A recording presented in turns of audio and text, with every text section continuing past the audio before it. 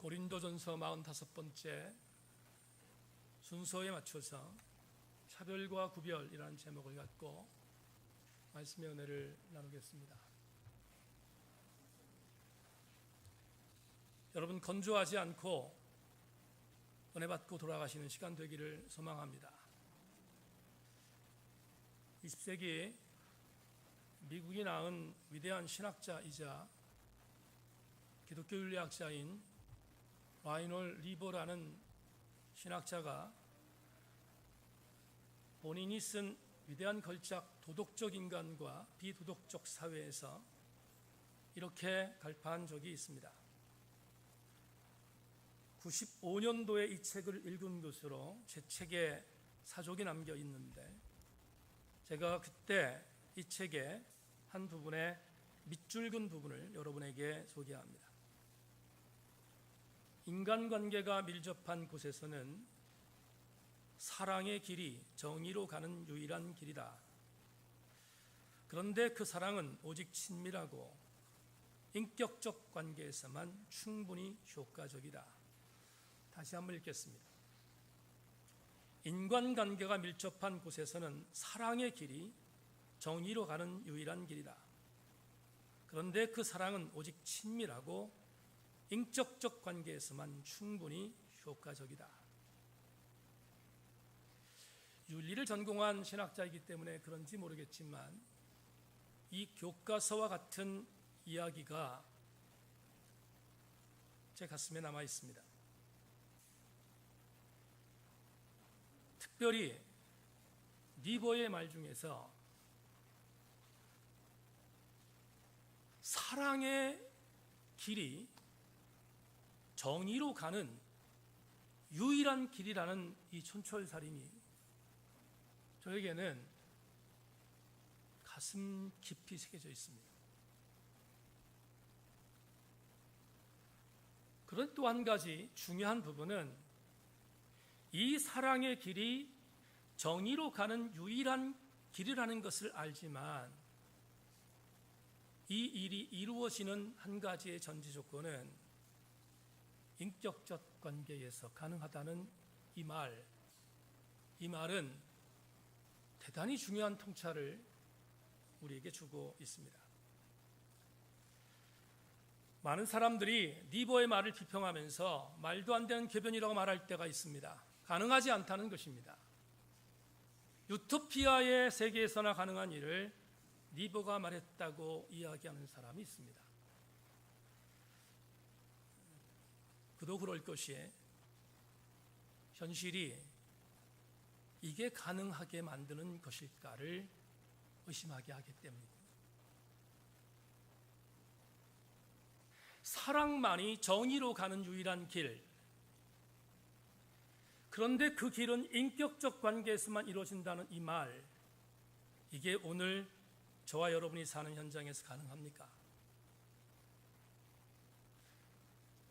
지난 주간 인터넷 뉴스에서 가장 핫하게 올라온 기사 하나가 있습니다. 여러분들 다 아실 것 같은데 서울 강서구의 한 지역에 장애 학생들을 공부하게 만드는 학교 하나를 세우겠다는 토론의 기사입니다. 강서구에 한 땅이 있습니다. 그런데 그 땅은 교육부지입니다. 학생들을 위한 학교를 건립할 수 있는 땅입니다. 서울시 교육감은 진보적 성향을 갖고 있는 교육감이니 당연히 장애우를 위한 건물을 짓는 것에 대해서 적극적으로 찬성하고 있습니다. 반면 그 지역의 국회의원은 보수적인 성향의 국회의원이다 보니까 그가 국회의원 선거를 하기 전에 지역 주민들에게 한 가지 약속을 했습니다. 이곳에 강서 구민들을 위한 한방병원을 지어서 강서 구민들의 건강 조건을 안비해 주겠다는 공약이었습니다.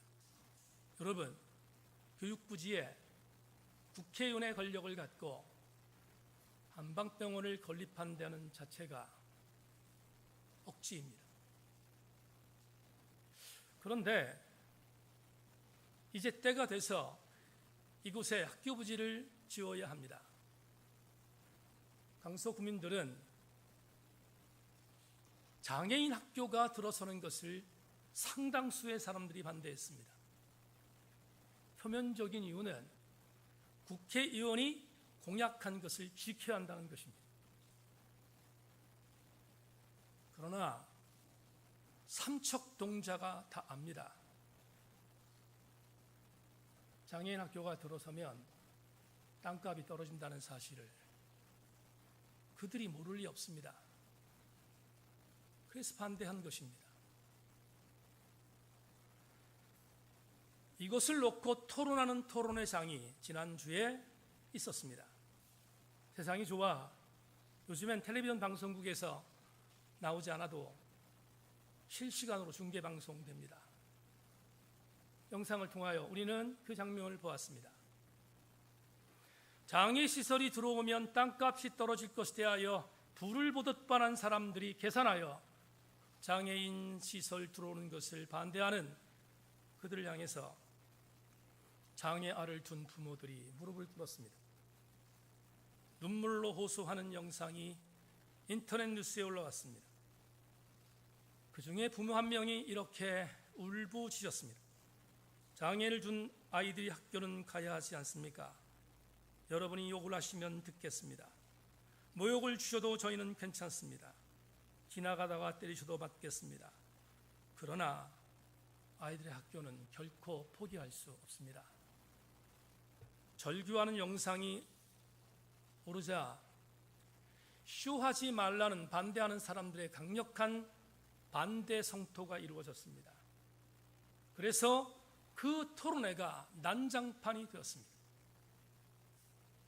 이 영상을 본 인터넷상의 한 수많은 네티즌들이 장애학교를 반대하는 그들을 향하여 비난의 본물에 성토가 이루어졌습니다.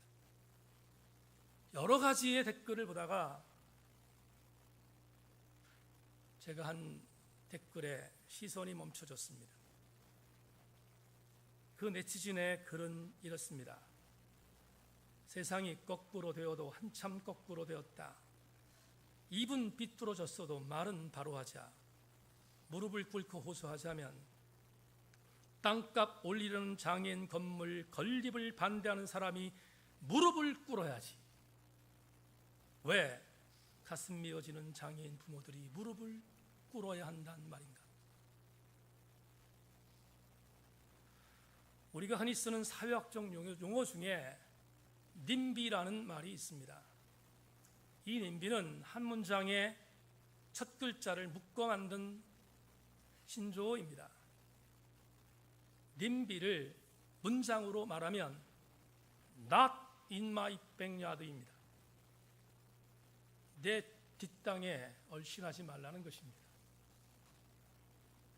사회학적 용어의 님비는 그래서 극단적 지역 이기주의를 상징하는 단어로 우리에게 사용되고 있습니다. 지난주 땅값이 떨어지는 이유로 장애인 학교를 건립하는 것을 반대하는 그들, 림비주의의 천박한 자본주의의 희생자들입니다.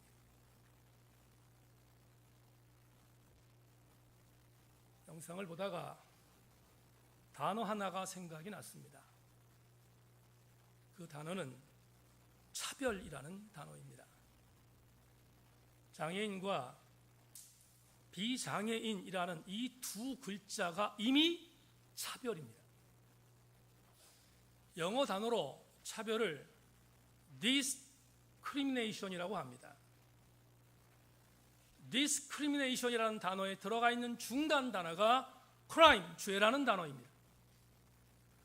그런데 차별이 얼만큼 심각한 문제인가? 그 죄, crime을 디스하는 것입니다. 더 나쁜 것입니다. 차별은 악성 종양입니다. 2주 전에 여러분 말씀드렸던 해리 데이비스 오로브가 시민 불복종에서 이렇게 말한 적이 있습니다. 우리는 먼저 인간이어야 하고 그 다음에 국민이어야 한다라고 말했습니다. 소로가 했던 이 말이 무슨 말인지 여러분 이해하십니까? 우리가 국민 되기 전에 먼저 인간이 되라는 말은 권리를 주장하지 말고 의무에 대해서 최선을 다하라는 것입니다. 한 국가의 국민으로서의 권리를 주장하는 것이 아니라 사람으로서의 인권을 존중히 여기라는 데이비드 소로의 말을 저는 가슴에 담습니다. 성도 여러분, 차별은 죄를 더 무겁게 하는 디스크라미네이션입니다. 그렇다면 차별은 왜 일어나는가? 간단합니다. 차별하는 사람의 공통분모가 답을 제시합니다. 내가 너보다 낫다는 교만함입니다. 나는 너와 다른 정상을 갖고 있다는 생각으로 차별하게 되는 것입니다. 차별은 교만성과 야만성과 무례함을 전제합니다. 그래서 21세기에 차별은 없어져야 할 요즘 말로 적폐의 적폐입니다. 옛날 선조들이 했던 말 가운데 이런 말을 우리가 듣습니다. 사람 위에 사람 없고 사람 아래 사람 없다. 기독교인들은 이 명제에서 한 토시도 틀리지 않게 살아야 합니다. 그게 차별을 막는 방법이기 때문입니다. 그런데 여기서 한 가지 조금 더 깊이 들어가기를 원합니다. 세속적 가치에서도 차별은 비난받아 마땅합니다. 무례함과 야만성과 교만함을 전제한 차별은 세속적 가치에서도 비난받아 마땅한 것입니다. 하물며 그리스도인들이 차별하는 자들이 되어서야 되겠습니까? 예수께서 십자가에 못 박혀 돌아가셨습니다. 예수께서 십자가에 못 박혀 돌아가신 이유가 무엇인가? 예수 그리스도의 십자가의 은혜는 모두가 하나 되도록 하기 위해서였습니다. 다시 말하면 이 원리스라는 하나됨은 차별을 인정하지 않는다는 것입니다. 그럼에도 불구하고 예수 그리스도의 그 십자가의 은혜가 하나됨이라는 은혜를 믿고 있는 그리스도인들이 차별을 자행한다면 요즘에 형법에서 말하고 있는 이중처벌의 대상이 되지 않겠습니까? 가중범죄자가 되지 않겠습니까? 우리는 예수 그리스도인으로 살면서 차별을 하는 내 나름대로의 차별의식이 있다면 오늘 다시 한번 곱씹어 봐야 할 것 같습니다. 이제 본문의 이야기를 드리려고 합니다. 왜 오늘 제가 차별의 이야기를 먼저 나눴을까? 오늘 본문을 해석함에 있어서 미리 우리 교우들에게 전제할 게 있습니다. 지난주 새신자들이 함께 모여서 하나님의 교회에서 등록하고 함께 지나온 세월들에 대한 이야기들을 이런저런 얘기를 나누면서 아주 행복한 시간을 보냈습니다. 그런데 길게는 1년, 짧게는 6개월, 또 짧게는 3개월밖에 안 된 교우들이 이구동성으로 하는 이야기가 하나 있었습니다. 뭐냐 하면 목사님 설교가 어렵다는 것입니다. 그런데 목사님 설교가 어려운데 그래도 반전이 있어서 나름대로 뜨끔했지만 고마웠습니다. 어떤 건지 아십니까? 어려워서 딴짓하면 모른다는 것입니다. 오늘 본문은 죄송합니다. 더 어렵습니다. 그래서 이 본문은 여러분 담임 목사의 해석이 전제되지 않으면 도대체 무슨 이야기인지를 잘 모르는 본문입니다. 그런데 본문의 가장 중요한 핵심적인 교훈이 차별과 구별이라서 오늘 차별이라는 단어를 먼저 여러분에게 소개했습니다. 왜 본문이 어려운지를 지금부터 접근해 가겠습니다. 본문을 보면 사도 바울 때문에 헷갈립니다. 바울이 우리는 예수 그리스도 다음에 본받을 만한 하나님의 사람이라고 믿지 않습니까? 그런데 바울이 오늘 행한 오늘 본문의 내용들만 바라보면 바울은 절대로 본받아서는 안 되는 비상식적인 사람. 특별히 여성 여러분, 오늘 본문을 읽었는데 분노하지 않으면 여성들이 아닙니다. 오늘 본문은 문자적으로 보면 여성들이 대단히 분노해야 할 내용이 오늘 본문 속에 들어 있습니다. 그런데 전제를 두겠습니다. 여러분에게 전제를 두는 것은 그래야 본문이 이해되기 때문입니다. 오늘 길지만 2절부터 16절까지 읽었습니다. 본문은 크게 두 단락으로 해석을 해야 합니다. 어떻게? 2절부터 9절까지를 A파트로 놓고 10절부터 16절을 B파트로 놓고 보아야 합니다. 같은 텍스트 안에 있는 문장이지만 이 2절부터 16절은 두 개의 단락으로 해석을 해야 되는데 왜 그렇게 해석을 해야 되느냐? 이유가 있습니다. 여러분, 지난주에 제가 책 한 권을 소개하지 않았습니까? 이동우 집사님 사위의 책을 소개했는데 작가들을 생각해 보시면 저도 마찬가지지만 작가들이 어떤 문장을 씁니다. 문장을 쓰는데 첫 번째 쓴 문장과 그 문장의 마지막을 쓰는 문장이 똑같은 사상을 갖고 쓰는 경우도 있지만 반대로 첫 번째 문장을 썼는데 마지막에 생각이 바뀔 수 있는 문장도 있다는 것을 아십니까? 바울이 그랬습니다.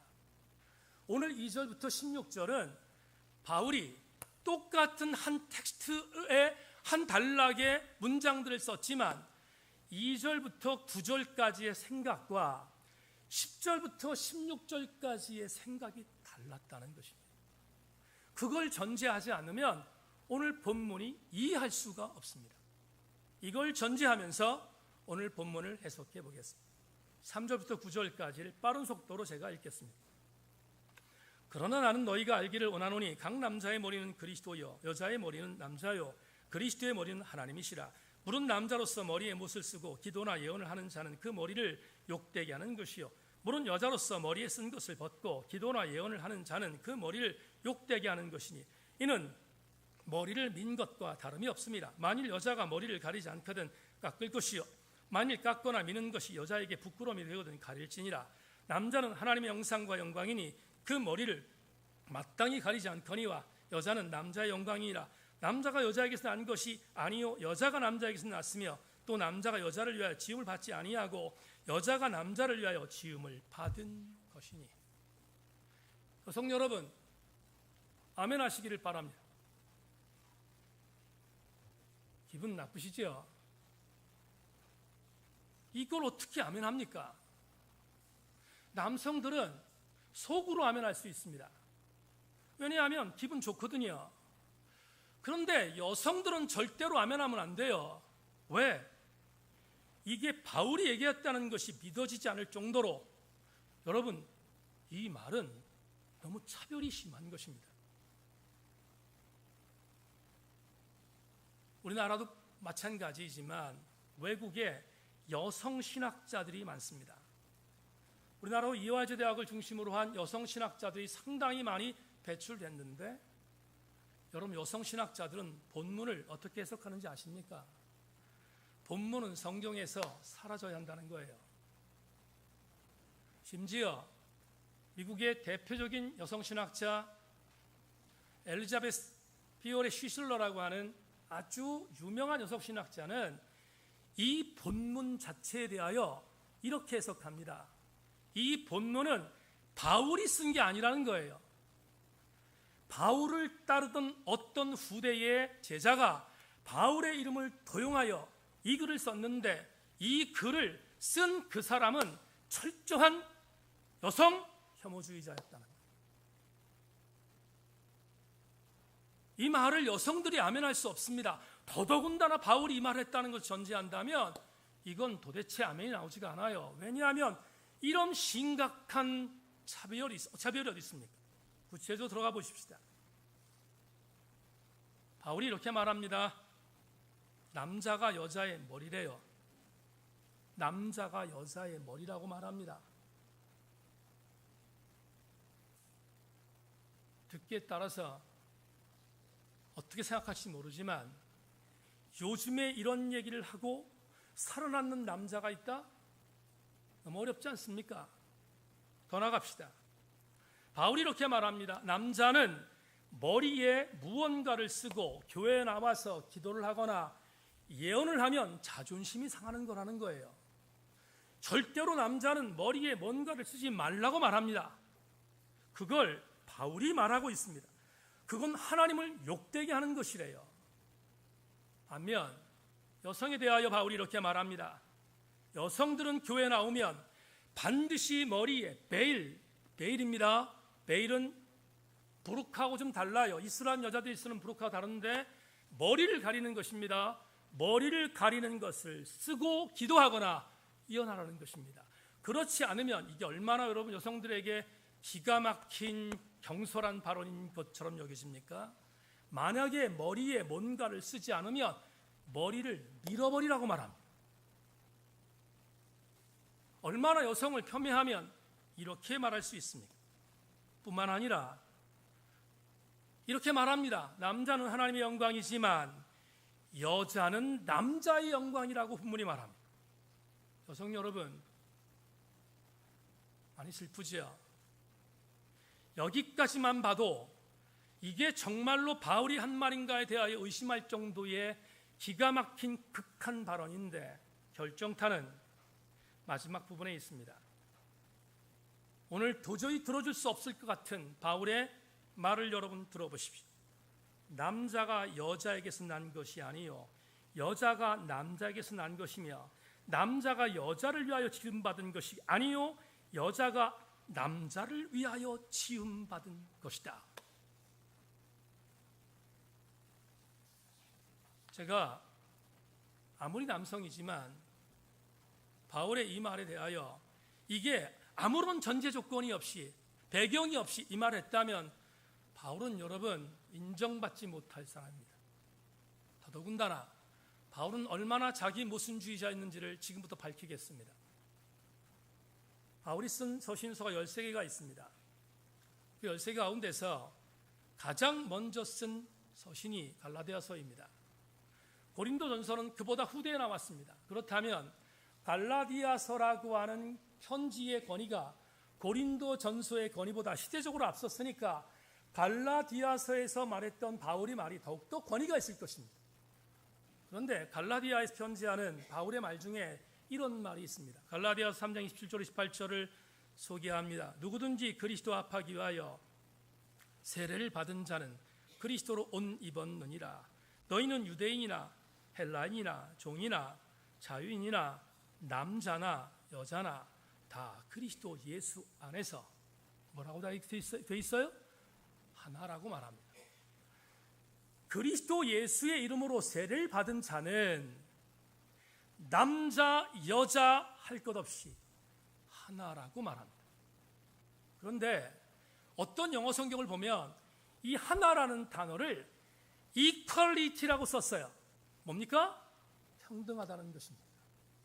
남자, 여자를 구별하지 않고 남자, 여자가 평등하다고 말한 바울의 이 말 우리는 아멘합니다. 그런데 오늘 본문에서 바울은 돌변했습니다. 여자를 인간 취급하지 않잖아요. 도대체 여자에게 이렇게 폄훼하는 발언을 갑자기 고린도전서에서 행한 이유가 뭘까? 이걸 해석하지 않으면 우리는 바울하고 영영 이별할 수밖에 없습니다. 여기까지 글을 여러분들에게 읽어드리고, 지금부터 바울을 옹호하는 글이 아니라 바울이 3절부터 9절까지를 쓸 수밖에 없었던 그 상황에 대해서 지금부터 설명하겠습니다. 이건 제 말이 아니고 미국의 에즈베리 신학교의 신약학 교수로 사역하고 있는 크랙 키너 박사의 바울과 여성이란 책에 나오는 기가 막힌 해석을 소개하겠습니다. 키너 박사는 3절부터 9절까지의 본문을 세 가지의 상황으로 접근하여 해석합니다. 그 세 가지가 여러분 오늘 좀 주목해야 할, 여러분들에게 드려야 할 지식입니다. 첫째, 주 1세기 고대 그리스와 로마의 문화 중에는 여성에 대한 은둔주의적인 문화가 있었다는 것입니다. 무슨 말인가? 좀 쉽게 말하겠습니다. 크레키너가 이렇게 말했습니다. 이 말은 크레키너의 말이 아니고 크레키너가 이집트 역사가 했던 필로의 글을 인용한 것인데, 다시 말하면 이집트, 그리스, 로마의 지역에 이런 사상이 있었다는 거예요. 다시 말씀드립니다. 읽겠습니다. 여성에게 가장 좋은 것은 집안에 머물러 있는 것과 가사 일과 관련 없는 일을 피하는 것이며 격리되어 남아있는 것이다. 무슨 말입니까? 주 1세기에 이집트, 그리스, 로마, 팔레스타인 지역에 광범위하게 퍼져 있었던 사상 중에 여성이 외부로 나오는 것을 허락하지 않았다는 것입니다. 특별히 기혼한 여성, 결혼을 한 기혼 여성들은 집에서 밖으로 나오는 것을 인정하는 분위기가 아니었다는 것입니다. 그런데 갑자기 한 상황이 바뀌었습니다. 어떤 상황입니까? 고린도의 한 지역에 교회가 세워졌습니다. 이 교회에 여성들이 몰려들기 시작했습니다. 여성들이 집에서 머물러 있는 것이 당시의 문화였는데, 여러분, 당시에 고린도 교회는 가족교회였거든요. 우리처럼 이런 예배당이 있는 교회가 아니라 가족 공동체였기 때문에 교회가 한 지역에서 우리처럼 포스트를 여기에 정해놓고 예배를 드리는 게 아니라 지금 셀처럼 어떤 날은 어떤 집에서, 어떤 날은 다른 집에서 돌아가면서 예배를 드렸습니다. 그렇다면 여성들이 교회를 돌아다니면서 예배를 드린다면 이 집도 가야 되고 저 집도 가야 되는 상황이 되었습니다. 그럴 때 여성들이 신분이 노출되는 것은 너무나 당연하지 않습니까?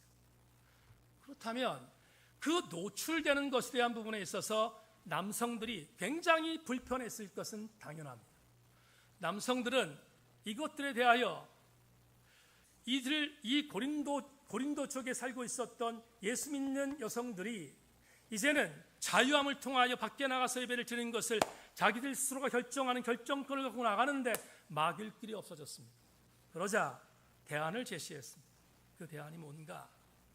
자기의 아내가 다른 남자에게 신분이 노출되는 것을 막도록 하기 위하여 머리를 가린 것입니다. 요즘으로 말하면 이슬람 교도의 부르카 여성들과 엇비슷하다고 생각하면 이해가 될 것입니다. 둘째, 이 접근도 대단히 정말로 중요한 접근이라고 보는데, 여러분, 고린도 지역에 이렇게 여성들이 나가면 머리를 가리는 것이 대체적인 남성들의 요구 조건이었고 그런 분위기였는데, 예외가 된 여성이 두 종류가 있었습니다. 어떤 여성인가? 첫째는 고린도 지역에서 팽배하게 섬겼던 이시스 신전에서 여사제의 역할을 하고 있는 여사제들이었습니다.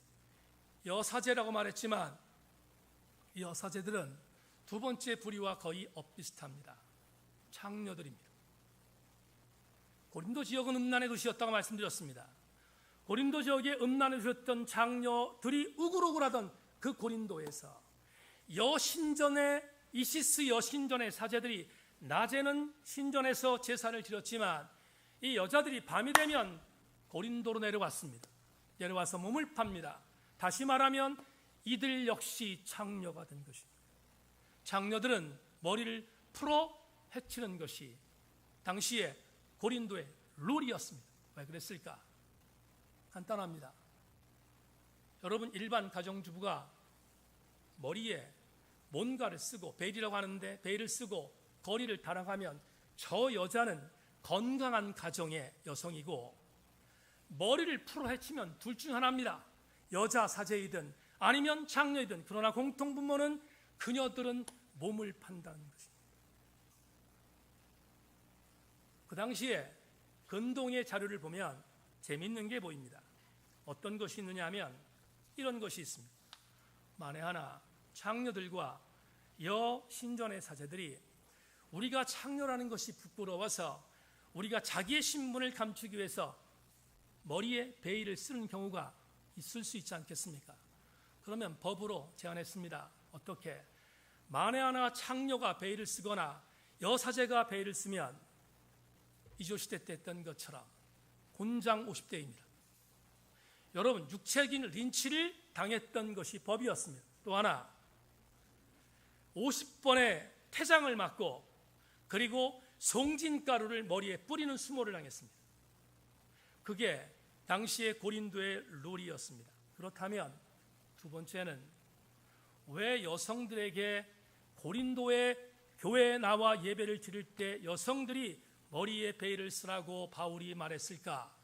그 이유에 대한 부분을 이야기한다면 장녀와 여사제와 구별되도록 하기 위해서였음을 학자들은 제시합니다. 마지막 세 번째, 이것도 같은 맥락으로 볼 수 있는데 여성의 머리를 한번 생각해 보십시다. 여러분, 여성들이 머리를 가지런히 합니다. 물론 그렇지 않은 여자들도 있어요. 가끔 아침에 신방을 가거나 그러면 이렇게 담임 목사를 맞이할 때 안 보고 싶은 머리를 하고 나오는 사람도 있어요. 그렇긴 하지만 대체적으로 여자의 머릿결은 성적 매력의 대명사입니다. 고린도 지역도 마찬가지였습니다. 여성들이 머리가 자기들의 성적인 매력을 발산하는 대명사였습니다. 그런데 중요한 것은 상당수의 부유한 고린도교 여자들이 자기의 머리를 성적으로 매력을 발산하기 위하여 고린도 교회에서 제시했던 머리에 무언가를 쓰는 것에 대하여 거부합니다. 이 일 때문에 사도 바울이 고통스러웠습니다. 사도 바울은 왜 고통스러운지를 이야기하겠습니다. 고린도전서를 쓸 때 사도 바울은 어디에 있었습니까? 에베소에 있었습니다. 그런데 사도 바울에게 수많은 민원이 들어온 것입니다. 어떤 민원? 바울 사도님, 우리 고린도에 있는 남편들이 상당히 많이 어렵습니다. 우리 아내들이 말을 안 들어요. 바울 사도님의 권위를 갖고 제발 머리에 모자를 쓰고 다닐 수 있도록 좀 해주십시오 라는 민원이 들어왔습니다. 그러자 바울이 3절부터 9절까지 그 생각을 갖고 그렇겠구나, 맞다, 그 생각이 맞다 하는 마음을 갖고 편지를 쓰기 시작한 것입니다. 그게 A단락입니다. 여러분, 여기까지 이해하셨으면 아멘 하기를 바랍니다. A단락입니다. 그게 A단락입니다. 그런데 문제는 B단락입니다. 3절부터 9절까지를 보면 여성들을 폄훼하고 여성들에 대해서 뭔가를 억제하고 강제하는 여성 폄훼적인 발언들이 기록되어 있는데, 놀라운 것은 11절부터 마지막 15절까지는 사도 바울의 태도가 바뀌었습니다. 대표적인 것은 11절과 12절인데 여러분 11절과 12절을 보십시오. 그러나 주 안에는 남자는 없이 여자만 있지 않고 여자 없이 남자만 있지 아니하니라. 이는 여자가 남자에게서 난 것 같이 남자도 여자로 말미암아 났습니다. 그리고 모든 것은 하나님에게로 났느니라. 여러분, 제가 11절과 12절을 보다가 서술하시게 놀란 게 있습니다. 바울이 갑자기 태도가 바뀌었습니다. 어떻게 바뀌었습니까? 여성을 그렇게 비하하더니 11절과 12절을 보니까 갑자기 여자들에게 벌벌벌 떨고 있습니다. 이제는 여성의 권위에 대하여 인정하는 것처럼 보입니다. 11절과 12절이 완전히 분위기가 바뀌었잖아요. 그렇다면 왜 바울이 이렇게 오락가락했을까? 왜 바울이 이렇게 헷갈렸을까? 제 말이 아니고 제가 개인적으로 바른교회 아카데미에서 같이 사역하는 세종대학 김판인 교수가 쓴 고린도 교회와 바울이라는 책에서 신약을 전공한 김 교수가 아주 재미있게, 의미 있게, 재미있는 것은 아니고 의미 있게 그 이유를 제시했습니다. 여러분 한번 들어보시기 바랍니다. 첫째, 당시 사회 전반에 흐르는 가부장적 가치관, 즉 여자 위에 남자가 있다는 것을 강조했지만 바울의 설득력이 없었다. 둘째, 구약 성서의 창조적 질서에 근거해 남자를 위하여 여자가 만들었다 말해 보았지만 여자들이 머리에 베일을 덮는 것에 실패했다. 셋째, 당시의 헤어스타일은 자연적 본성에 해당되는 일이라고 지적하고 여성들이 머리를 덮어야 한다고 강조했지만 그것마저도 설득력이 없었다. 주목하십시오. 끝까지 여러분 최선을 다해 주기 부탁합니다. 바울이 에베소에서 이 편지를 썼습니다. 3절부터 9절까지의 편지를 쓸 때 그래 남성들이 고통당하는 것을 생각하고 여성들에게 뭔가를 앞지어야 되겠다는 마음을 갖고 3절부터 9절까지의 말씀을 썼습니다. 그런데 무슨 일이 일어났을까? 편지를 쓰는 어간 남성들이 요구하는 그 상황에 대한 부분들이 반전됐습니다. 어떤 반전? 그런데 바울 사도님, 여자들이 도무지 말을 듣지 않아요. 아마 바울 사도님이 이렇게 썼어도 저들은 듣지 않을 것입니다. 그렇다면 바울이 중간 사이에 시간적인 갭을 통하여 분위기가 바뀌었다는 사실을 알고 본인이 아무리 인간적인 권면을 해도 듣지 않는다는 사실을 알고 그가 생각한 것이 있습니다. 뭡니까? 한 가지만 새겨주고 이 토론의 문장을 덮어야겠다.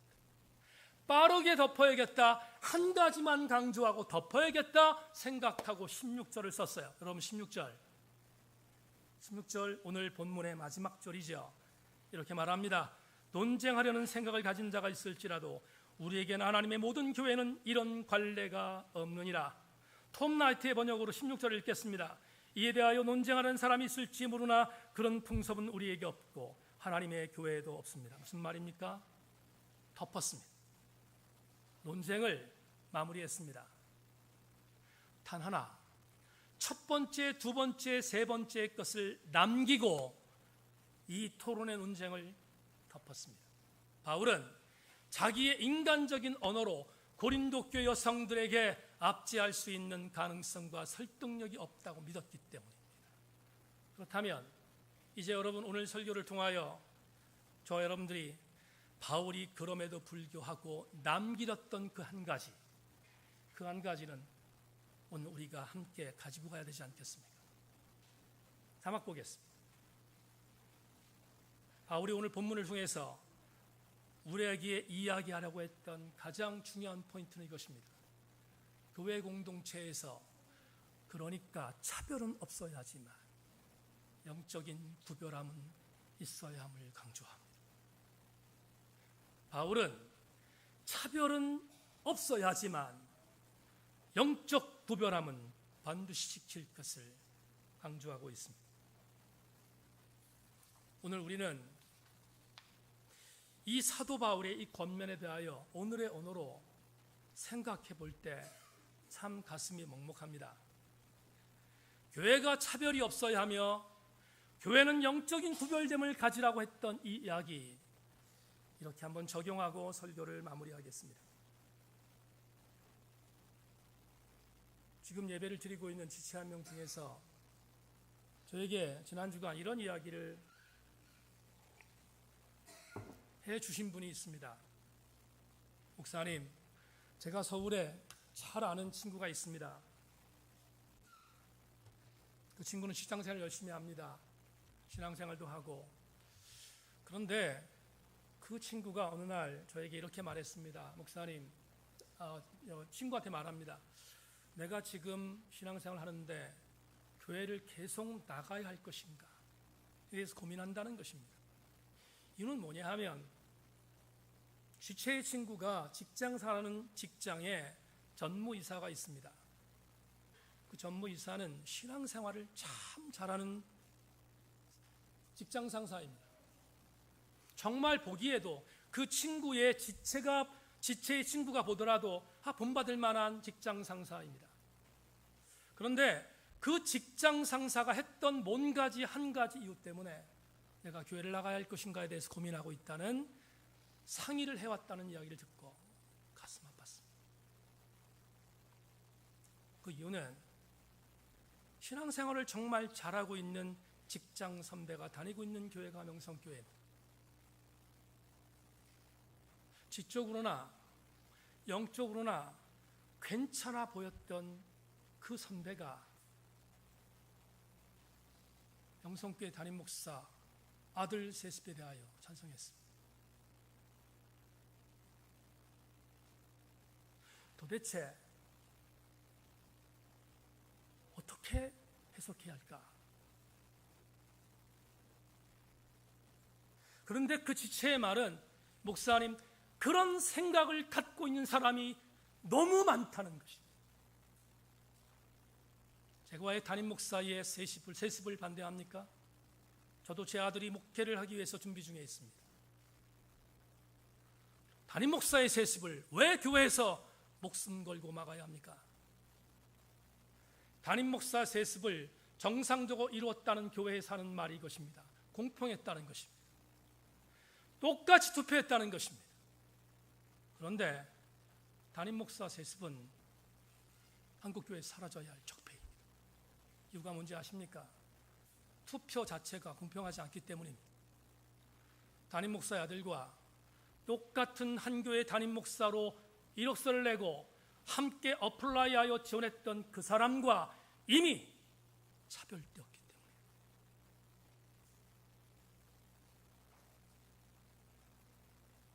대한민국의 모 교단에서 여성들 목사 안수를 반대하고 있습니다.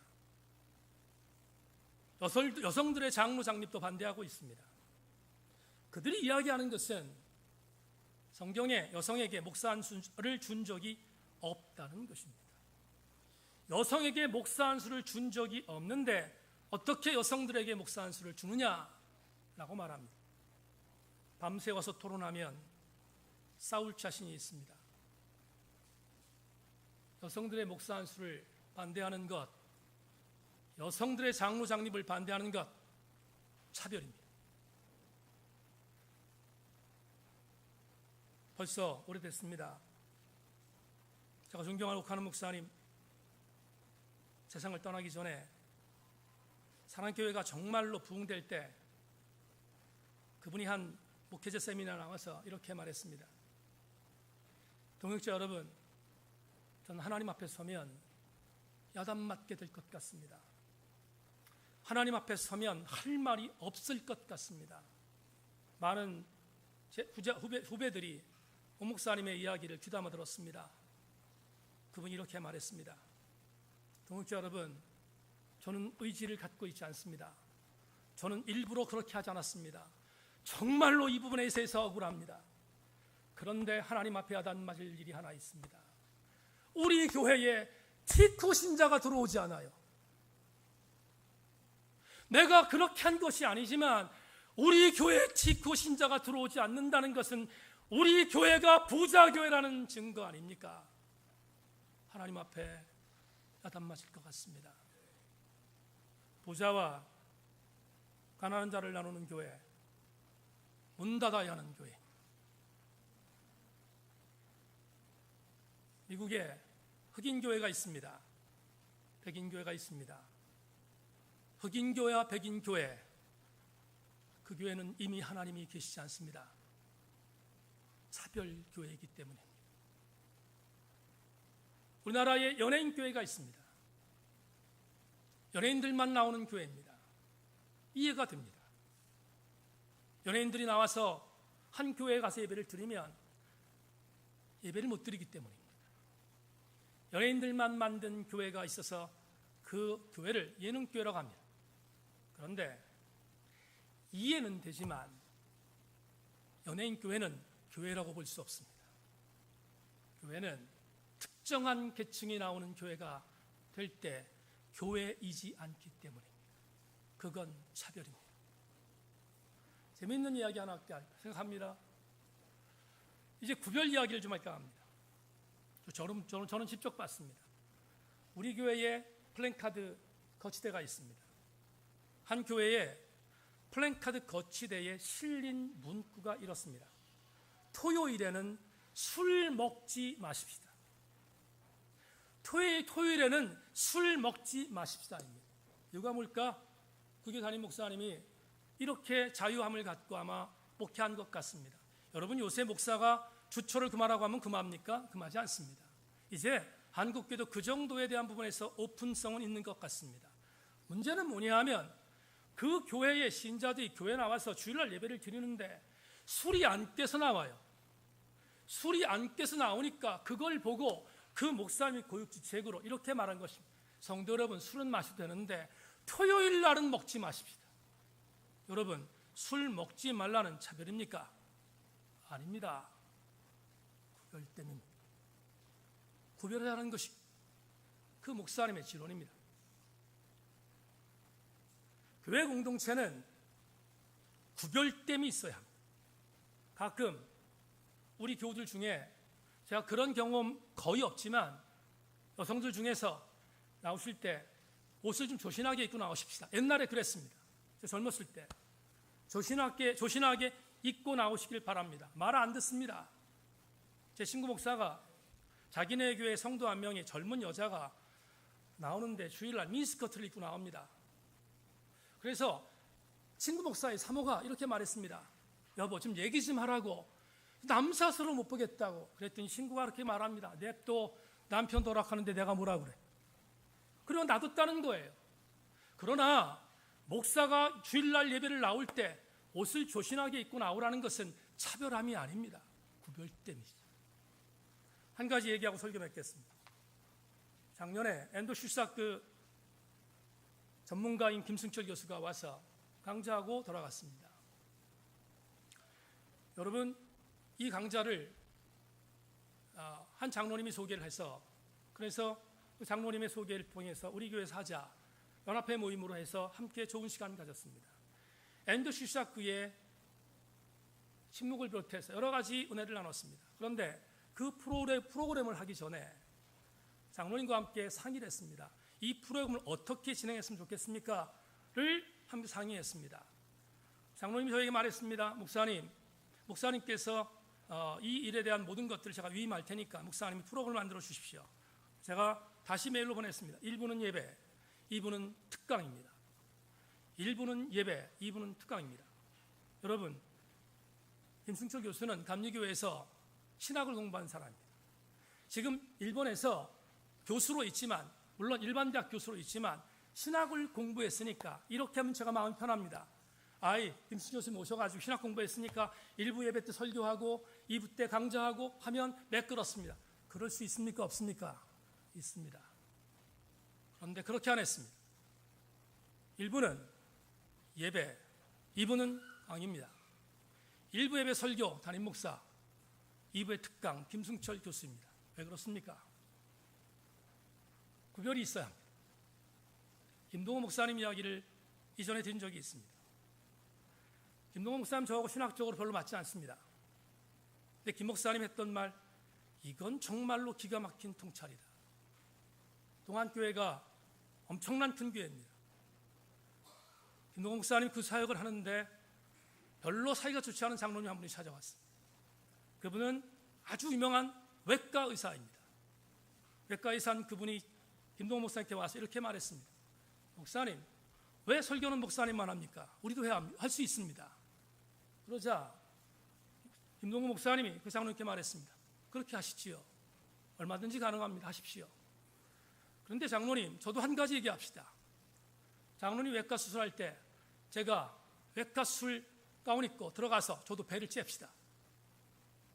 얘기했습니다. 무슨 얘기인지 아십니까? 여러분, 교회는 구별이 있어야 합니다. 우리가 하나님 앞에서 구별대를 갖는 것은 차별을 전제하는 것이 아닙니다. 교회의 질서 때문입니다. 교회 공동체가 하나님 앞에서 구별된 모습으로 설 때 거기에 성별이 있기 때문입니다. 오늘 사도 바울이 왜 이렇게 불편한 이야기를 설교를 통하여 문장을 통하였는가? 간단합니다. 사도 바울은 고린도 교회가 무너지는 것을 막기 위해서였습니다. 그래서 바울은 고린도 교회의 성도를 향해서 이렇게 말합니다. 차별은 절대로 없어야 되지만 구별됨을 지키라. 말씀 맺겠습니다. 가톨릭 수사로 뛰어난 영성을 근거로 우리 개신교 신자들에게도 적지 않은 감동을 주고 있는 토머스 머튼이라는 수사가 있습니다. 토머스 머튼이 칠층산이라는 우리로 얘기하면 어거스틴의 고백록과 같은 책입니다. 아주 정말로 좋은 책인데 그 칠층산에서 토마스 머튼이 이야기하고 소개 맺겠습니다. 우리의 자유의지가 허용하는 한 일체의 피조물에 대하여 초연할 필요가 있다. 곧 우리는 무턱대고 병고보다는 건강을, 빈곤보다는 부귀를, 치욕보다는 영예를, 단명보다는 장수를 원할 것이 아니라 오직 우리가 창조된 목적에 더 효과적으로 인도하는 것만을 선택하고 원해야 한다. 사랑하는 세인교회 교회 여러분, 그리스도인으로서 세속적인 세류에 원하는 대략적인 삶에 순응하지 말고 적어도 그리스도인으로서의 정체성을 유지하고 나름 불편하고 평상적이 아닌 길이라도 그 길이 주님이 원하시는 길이라면 그걸 선택하는 것이 우리 그리스도인들이어야 하지 않겠습니까? 오늘 예배 나오신 여러분, 나는 세속의 부류 안에서 차별하는 차별성으로 따라가는 그리스도인들이 아니라 그리스도인만이 갖고 있는 영적 구별성으로 무장하여 달려가는 여러분 되기를 소망하고, 마태복음 7장 13절로 14절의 말씀 그대로 이 말을 믿고 달려가는 저와 여러분 되기를 원합니다. 좁은 문으로 들어가라. 멸망으로 인도하는 문은 크고 그 길이 넓어 그리로 들어가는 자는 많고 생명으로 인도하는 문은 좁고 길이 협착하여 찾는 자가 적음이라. 하나님의 교회에서 차별을 인정하지 않고 구별을 인정하는 공의로운 공동체가 우리 세인교회 되어질 수 있기를 주님의 이름으로 축원합니다. 기도합시다.